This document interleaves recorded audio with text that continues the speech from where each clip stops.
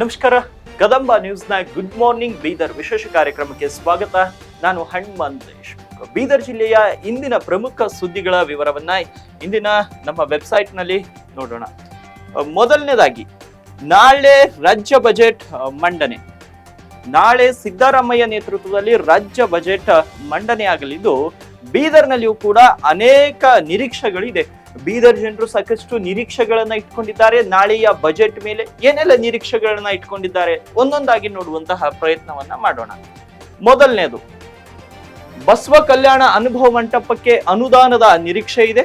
ಬೀದರ್ ಜಿಲ್ಲೆಯ ಬಸವ ಕಲ್ಯಾಣ ನಗರದಲ್ಲಿ ನಿರ್ಮಾಣವಾಗ್ತಿರುವಂತಹ ಅನುಭವ ಮಂಟಪಕ್ಕೆ ಈಗಾಗಲೇ ಕಳೆದ ಕೆಲ ದಿನಗಳ ಹಿಂದೆ ಅಷ್ಟೇ ಕಾಂಗ್ರೆಸ್ ಸರ್ಕಾರ 50 ಕೋಟಿ ಬಿಡುಗಡೆ ಮಾಡಿತ್ತು ಮತ್ತು ಯಡಿಯೂರಪ್ಪ ಅವರ ಸರ್ಕಾರ ಕೂಡ ಒಂದು 100 ಕೋಟಿ ಬಿಡುಗಡೆ ಮಾಡಿತ್ತು. ಇನ್ನೂ ಕೂಡ ಬಸವ ಕಲ್ಯಾಣ ಅನುಭವ ಮಂಟಪಕ್ಕೆ ಅನುದಾನದ ಕೊರತೆ ಇದೆ. ಹಾಗಾಗಿ ಈ ಬಾರಿ ಅನುಭವ ಮಂಟಪಕ್ಕೆ ಈ ಬಜೆಟ್ ನಲ್ಲಿ ಏನಾದ್ರೂ ಬಂಪರ್ ಗಿಫ್ಟ್ ಸಿಗುತ್ತಾ ಅನ್ನೋದನ್ನ ಕಾದ್ ನೋಡ್ಬೇಕು. ಅದೇ ರೀತಿ ಜಿಲ್ಲಾ ಕಚೇರಿಗಳ ಚಾಲನೆ.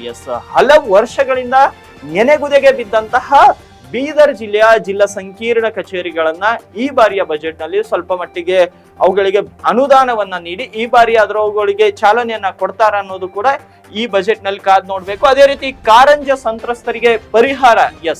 ಕಾರಂಜ ಸಂತ್ರಸ್ತರು ಬಹಳಷ್ಟು ದಿನಗಳಿಂದ ಹೋರಾಟ ಮಾಡ್ತಿದ್ದಾರೆ. ಅವರ ಹೋರಾಟ 500 ದಿನಗಳಿಗಿಂತನೂ ಜಾಸ್ತಿ ಆಗಿರ್ಬೋದು. ಅವರ ಹೋರಾಟಗಳಿಗೆ ಈ ಬಾರಿ ಏನಾದ್ರೂ ಒಂದು ಅನುದಾನ ಸಿಗುತ್ತಾ, ಅವರಿಗೆ ಪರಿಹಾರ ಸಿಗುತ್ತಾ ಅನ್ನೋ ಒಂದು ನಿರೀಕ್ಷೆ ಕೂಡ ಇದೆ.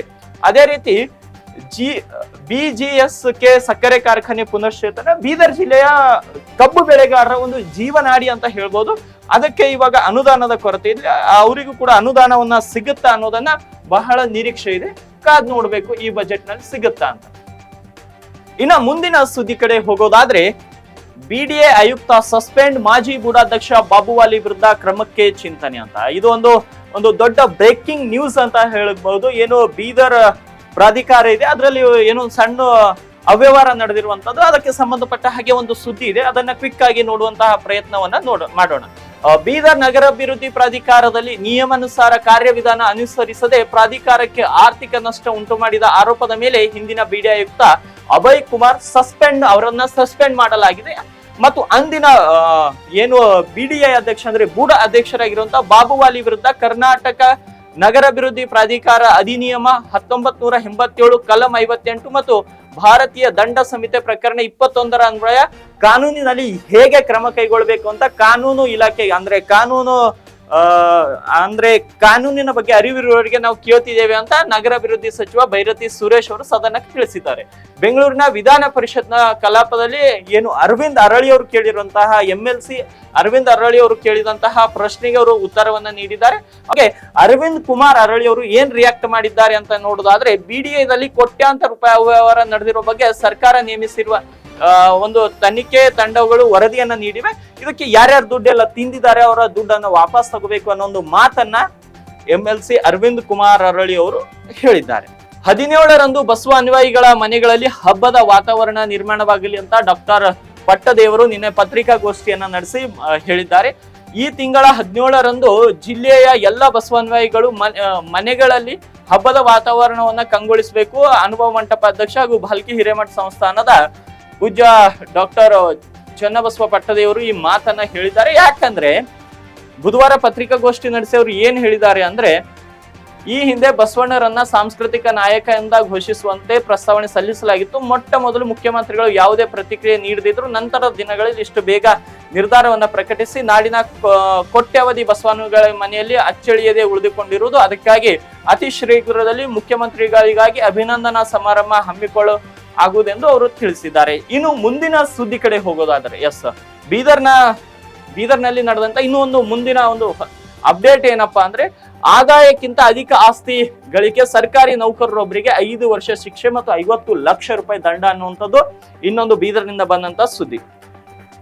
ಆದಾಯಕ್ಕಿಂತ ಹೆಚ್ಚು ಆಸ್ತಿ ಹೊಂದಿದ ಪ್ರಕರಣದಲ್ಲಿ ನಗರದ ಜಿಲ್ಲಾ ಸಮನ್ಸ್ ಹಾಗೂ ವಿಶೇಷ ನ್ಯಾಯಾಧೀಶರ ನ್ಯಾಯಾಲಯವು ಸರ್ಕಾರಿ ನೌಕರರೊಬ್ಬರಿಗೆ 5 ವರ್ಷ ಜೈಲು ಶಿಕ್ಷೆ ಹಾಗೂ 50 ಲಕ್ಷ ರೂಪಾಯಿ ದಂಡವನ್ನ ವಿಧಿಸಿದೆ. ತುಳಸಿರಾಮ್ ಅಣೆಪ್ಪ ನಂದಗಾವೆ ಶಿಕ್ಷೆಗೆ ಒಳಗಾದವರು. ಪ್ರಕರಣದ ವಿಚಾರಣೆ ನಡೆಸಿದ ನ್ಯಾಯಾಧೀಶ ವಿಜಯ್ ಕುಮಾರ್ ಆನಂದ್ ಶೆಟ್ಟಿ ಲಂಚ ನಿಷೇಧ ಕಾಯ್ದೆ ಅನ್ವಯ ಬುಧವಾರ ಜೈಲು ಶಿಕ್ಷೆ ಹಾಗೂ ದಂಡ ವಿಧಿಸಿದ್ದಾರೆ. ದಂಡ ಭರಿಸಲು ತಪ್ಪಿದ್ದಲ್ಲಿ 1 ವರ್ಷ ಶಿಕ್ಷೆಯನ್ನ ವಿಧಿಸಿ ಅದೇ ಇನ್ನೂ 1 ವರ್ಷ ಶಿಕ್ಷೆಯನ್ನ ಹೆಚ್ಚುವರಿಯಾಗಿ ವಿಧಿಸಬಹುದು ಅಂತ ಹೇಳಿದ್ದಾರೆ.